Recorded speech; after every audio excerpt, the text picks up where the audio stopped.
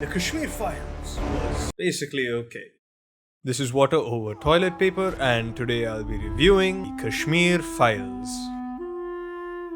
So, before we get into the review, small PSA for those watching. Me and him do not care what the political stance of a movie is, nor if it aligns with our own political beliefs, as long as the film is good. We don't care if the film is factual, if it's not factual, if it's just like some story that they cooked up and is just dramatic juice. If it works as a film, it works as a film. When you label a film as propaganda, you're basically just saying fuck you to all the efforts of the crew, cast, whatever. And even if a certain film is just quote-unquote propaganda, that doesn't mean you cannot appreciate things it does do well. So that's where we come from as a channel. We review the work itself, devoid of all the context surrounding. With that PSA out of the way, let's talk about what the Kashmir Files does right.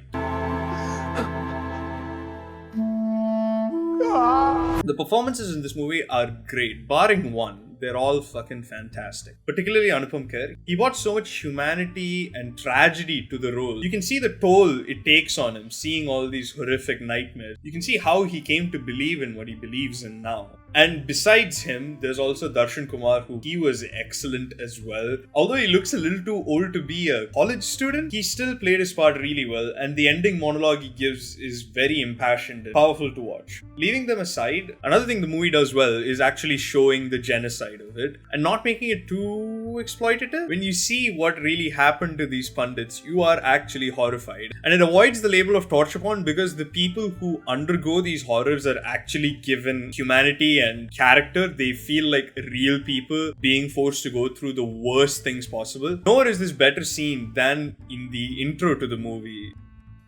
Another aspect of the flashbacks I like quite a lot is how Anupam Kher's character has 4 friends, one in media, one in medicine, one in police, and one in the government, and showing how these 4 branches did fail the pundits back then as well. By making the story very personal to one character, you're seeing how all the other pundits were failed by all the 4 branches in Kashmir, which is a pretty neat detail. That was nice. I guess the best part of the movie is that what you see there is pretty fucked up and effectively shown. The flashbacks actually hit you because they're spaced out. The movie is not relentless in showing shocking gore and violence scene after scene. Now let's get to where it sucks ass. उसके लिए आग क्यों ना लगानी पड़े? This is the time for justice, Krishna. From what you've heard of this movie and from the positives, you may think that, oh wow, it exposes part of history that no one really knew, you know? And you're right, it does do that. But it condenses this tragedy into goddamn Twitter points in the present. While the flashbacks are great, in the present, Darshan Kumar plays a student at ANU and his principal professor, whoever the fuck,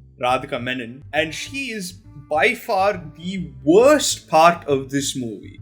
Kashmir has never been an integral part of India, and this is a historical fact. Kashmir! All she exists is to be this caricature of what conservatives think leftists are like, I guess. Which is so bad, because when there is a serious fucking part of history that you want to show as like, this is what really happened, why the ever-living fuck are you diluting it with goddamn Twitter talking points? Like, how does that make sense? And in the end of this movie, there's these cutaways to this fucking bitch of a character showing how hoity-toity and mighty she is, and she's gonna brainwash everybody to believe in the liberal agenda. Are you fucking kidding me? Take a fucking hike. This is so insulting to the actual tragedy. बिल्कुल हिंदू को वो अपने जान से दुश्मन समझते हैं. ये तो एक प्रोपेगेंडा है कि हम आपको कुछ नहीं करेंगे, वो है. लेकिन दरअसल जो है इन द लॉन्ग रन जो है वो या तो उनको कन्वर्शन करेंगे या तो उनको मार डालेंगे.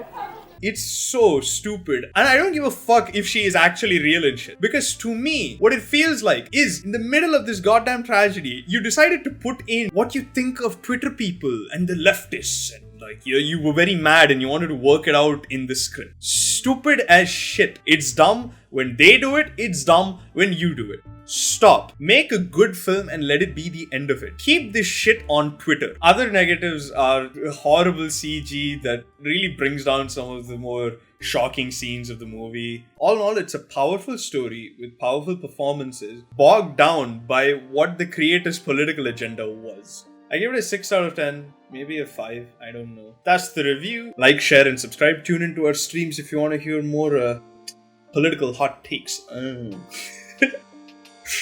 Bye.